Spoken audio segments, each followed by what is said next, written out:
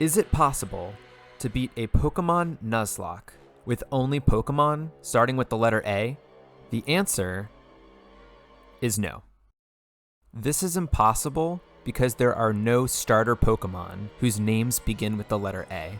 In fact, there aren't any evolutions of a starter Pokemon whose names begin with the letter A. But that's not any fun, so let's bend the rules a bit. Let's say you picked a starter, only used it when you were absolutely required to, and then released it the second you could catch something that started with the letter A. Would that be possible? Let's find out. I'll be playing with Hardcore Nuzlocke rules, which means you can only catch the first Pokemon on each route.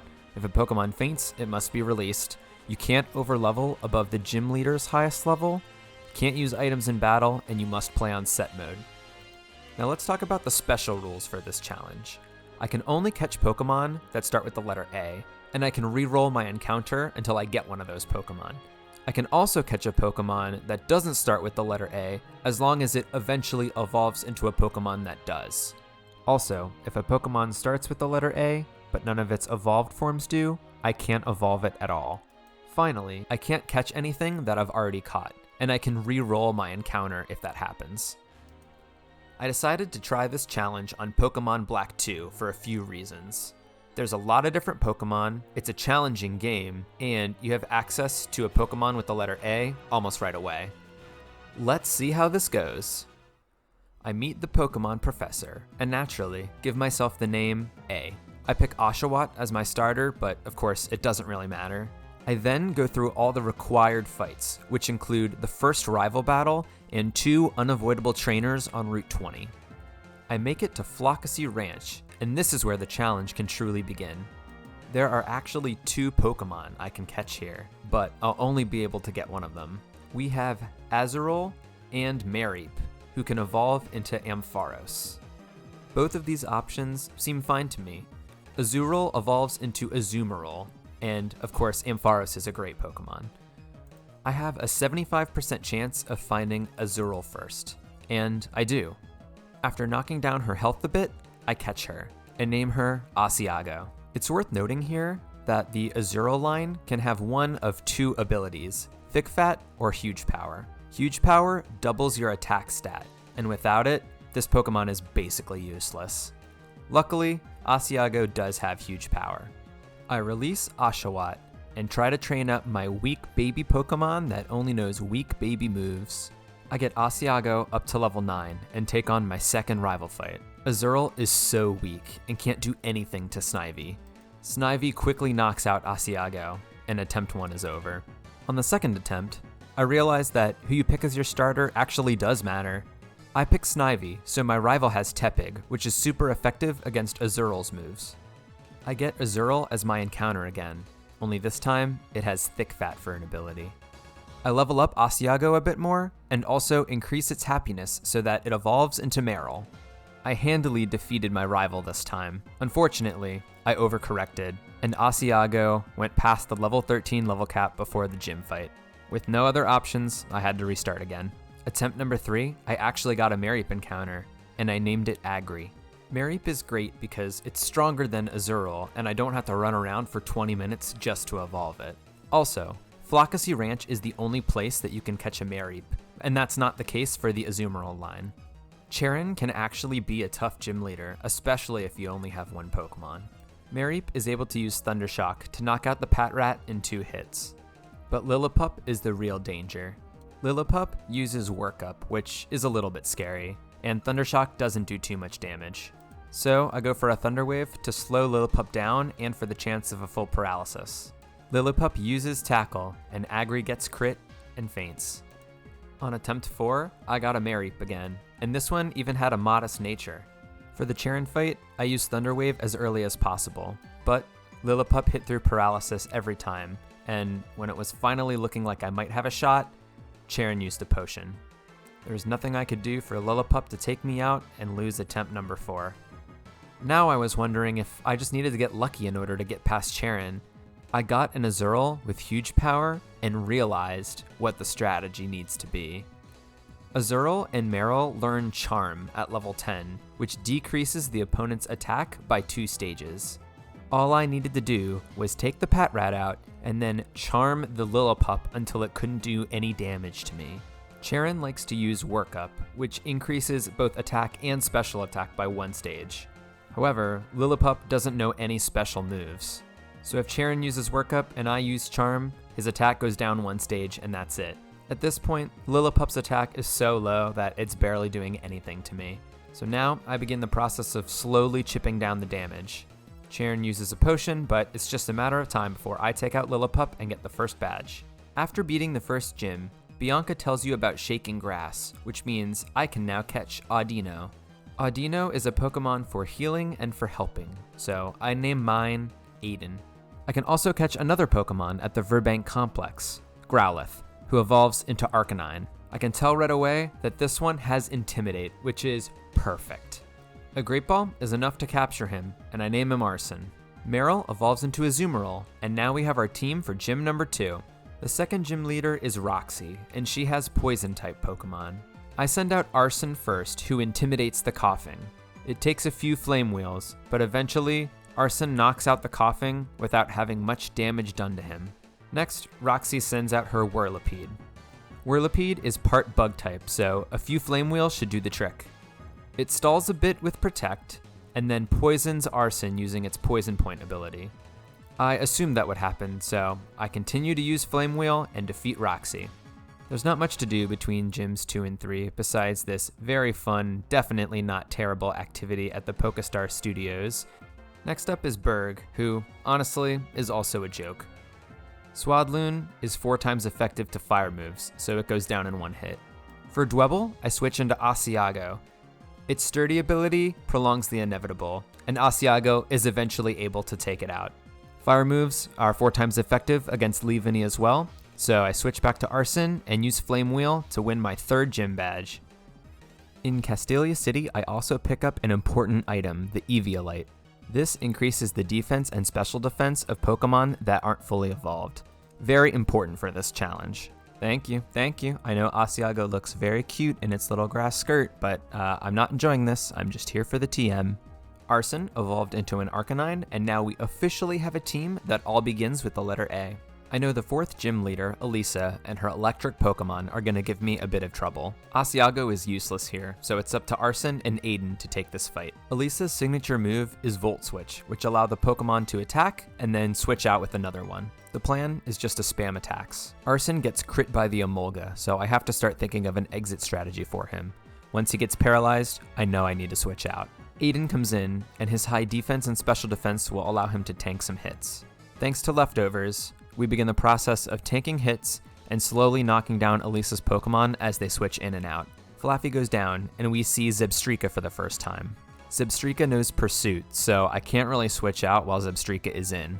Elisa uses a Hyper Potion on Zebstrika, and Aiden continues to knock down the health. Finally, it's just Emolga left. Aiden is able to take 1 hit and knocks out the Emolga, earning us our 4th gym badge. It's been 3 badges since we could catch a Pokemon, but finally, we can catch a Fungus, which evolves into Amoonguss. I catch the Fungus and I give him the name Agaricus, which is a family of mushrooms. Fun fact. While prepping for Clay, I accidentally triggered a double battle, which overleveled Aiden. So, I had to go into the fight with only 3 Pokemon. Against ground types, Arcanine is really only good to Intimidate Swap and then dip. Then, I switch in Agaricus, who takes a few moves from Krokorok. 1 Giga Drain is enough to get most of my health back, but I'm still pretty slow. Sandslash comes out, and 1 Giga Drain isn't quite enough to kill. I'm dead to crit here, so I switch into Asiago as Clay uses a Hyper Potion. Asiago misses his Aqua Tail, and I panic. Instead of just trying again, I use Aqua Ring. Then I try to curb rollout damage by using Charm. Eventually, I use Aqua Tail again, and it hits and knocks out Sandslash. On Excadrill, I switch back to Agaricus. I decided to just sack the mushroom since I didn't think I would need it. The Effect Spore proc is huge for this battle. While Excadrill is asleep, I use 1 Charm just in case, and then 1 Aqua Tail is enough to take him out. Agaricus' sacrifice won me the battle, but lost me the war. But we'll get to that. In Misralton Cave, we have another interesting situation. There are 2 Pokemon we can catch, but we can only get one of them. Those options are Aaron and Axew. Both of these options would be fantastic normally, but this isn't a normal run. Aaron evolves into Aggron, but Axew evolves into Fracture and Haxorus. Those are not A names. So, Aaron is clearly the best option. Luckily, Aaron is the first one I run into. I catch her and I name her Alloy. She has a great nature, a good ability, and she can evolve. I overleveled Asiago for Skyla again, and now that I had Surf, I could go back to Route 5 and catch a Momoloma.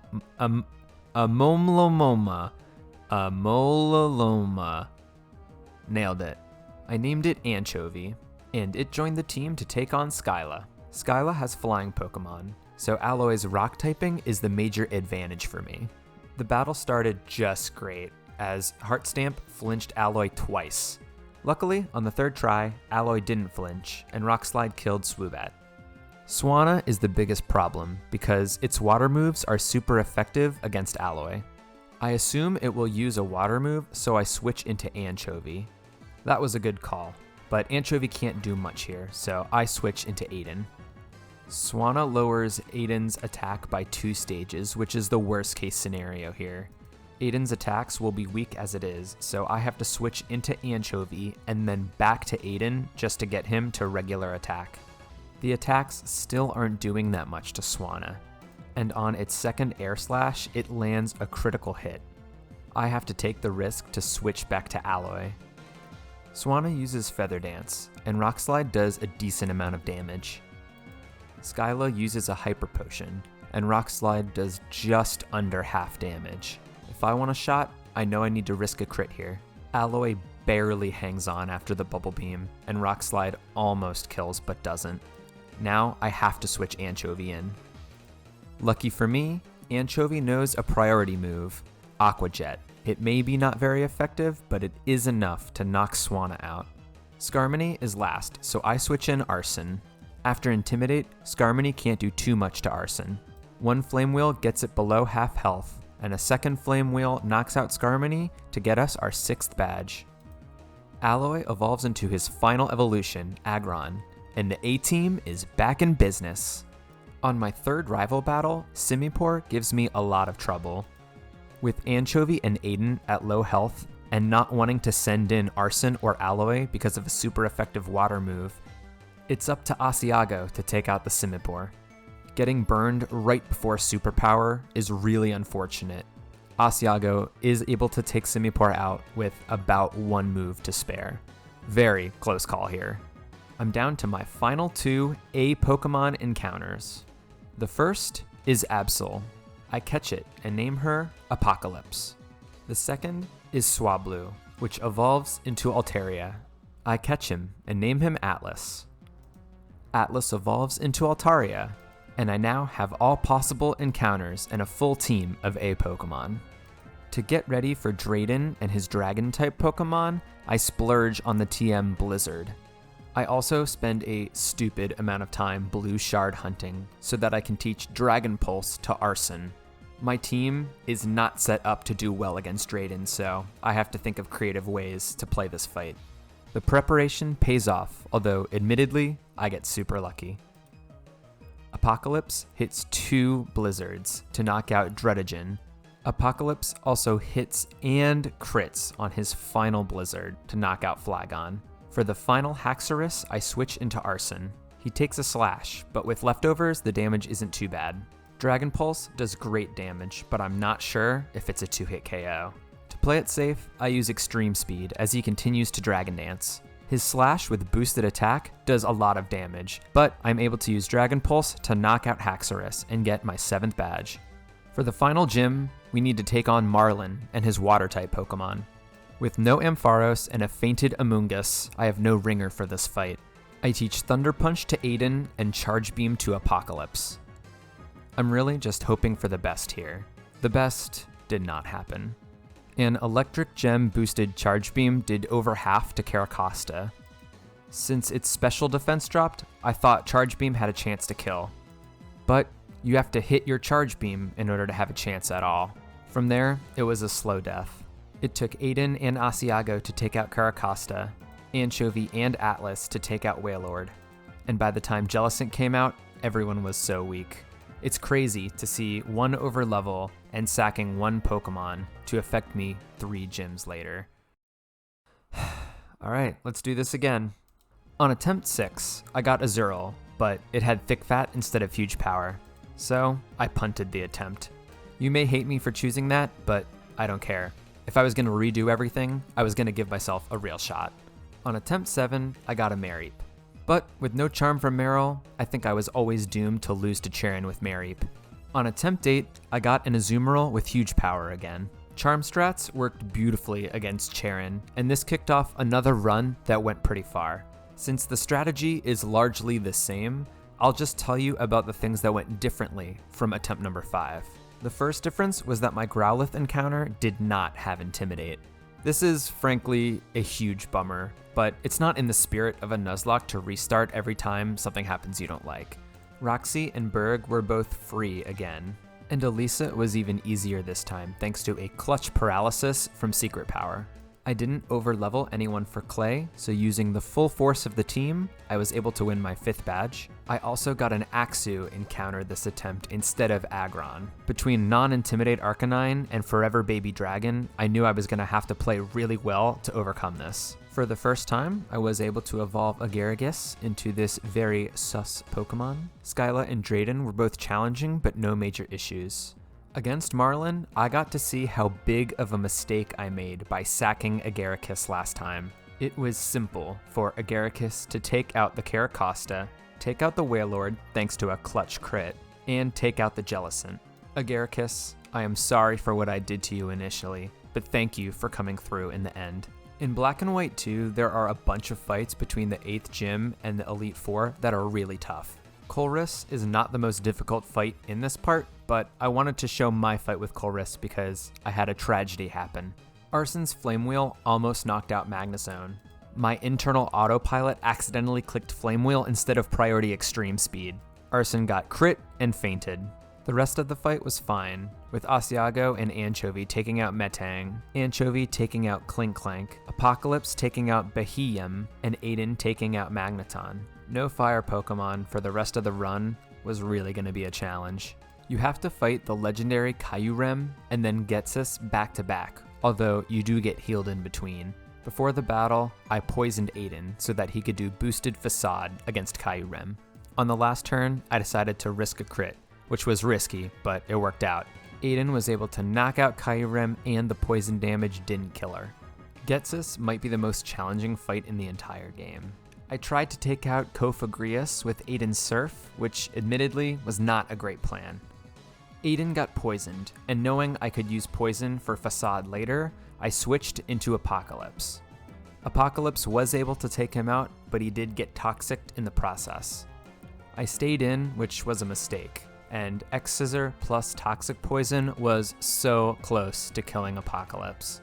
I switched into Asiago, and a crit Bulldoze was enough to knock out Drapion. I brought in my poisoned Aiden for Electros. He took a Thunderbolt, and then 2 Facades were enough to knock out Electros. Seismitoad is the easy one on this team. I switched in Agaricus, and 1 Giga Drain was enough to be 4 times effective and kill Seismitoad. Against the Hydreigon, Agaricus was already out, so I used Toxic. Then I switched into Alveolar, who, honestly, I only brought to sack. I have 7 guys, and I can only bring 6 to the Elite Four, so he's the weakest, so he could be sacrificed. I brought in Altaria, assuming it could take 1 hit, but Hydreigon missed. Dragon Pulse plus Toxic was enough to kill. For Toxicroak, I stayed in and used Fly. Atlas dodged another attack. These were so clutch, but I did give Atlas the Bright Powder, so I will take credit for this. The second Fly knocked it back down, and a third Fly finished the job. The Ghetsis fight went about as well as I could have hoped for. Now, I was down to my final 6 Pokemon. We have Absol, Audino, Alomomola, Azurill, Altaria, and Amoonguss. The A-Team is ready to go. In this game, you can fight the Elite Four in any order that you want to. I decide to fight Caitlyn and her Psychic types first. Absol being Dark type means he can't be hit by any Psychic moves. I start with 1 Swords Dance, and then use Night Slash to take out the Masharna. Then, Nightshade takes out the Reuniclus, the Siglif, and the Gothitelle. I picked this fight first for a reason. I choose to fight Chantal and her ghost Pokemon next for basically the same reason. Apocalypse is now level 61 and just needs one Swords Dance and one Nightshade to take out the Cofagrius. Same thing for the Golurk, the Chandelure, and the Drifblim. This is where the actual challenge begins. Grimsley has Dark-type Pokemon and leads with Liepard. After using Protect to assess the threat, I use Swords Dance twice to get my attack to +4. My return is able to knock out the Liepard. Since I have a boosted attack, I decide to stay in and use Return on the Bisharp. A crit kills him. Return kills Scrafty as well. I risk a crit to stay in on Crocodile, and after tanking an Earthquake, Apocalypse hits a return to kill Crocodile. Marshall, I don't have a good answer for, so this is going to be a full team effort. I start by charming the throw, and then use Work Up one time to increase my attack. Asiago gets a beautiful Quick Claw proc and a flinch. He takes one more hit and knocks out the throw. Mineshaw uses Bounce, so I switch into Atlas. Unfortunately, Atlas gets paralyzed. Then Mineshaw hits a crit high jump kick to kill Atlas. So unlucky. I send in Agaricus to do some toxic stalling. As I should have expected, Mineshaw uses Bounce, making Toxic ineffective. Agaricus can take a bounce and hits Toxic after Mineshaw lands. I figure I can come out ahead if I use Synthesis on the bounce turns, but Mineshaw paralyzes Agaricus and it can't hit through.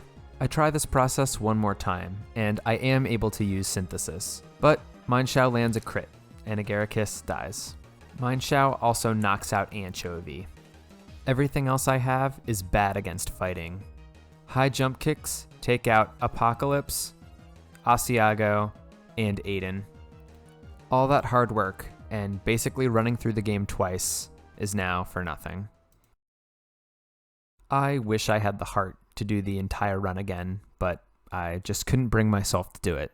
The challenge fails, and I have to come to terms with that. But for the sake of the video, I reload the game right before the fight, and I try again with a new strategy. I use Altaria to take out the throw.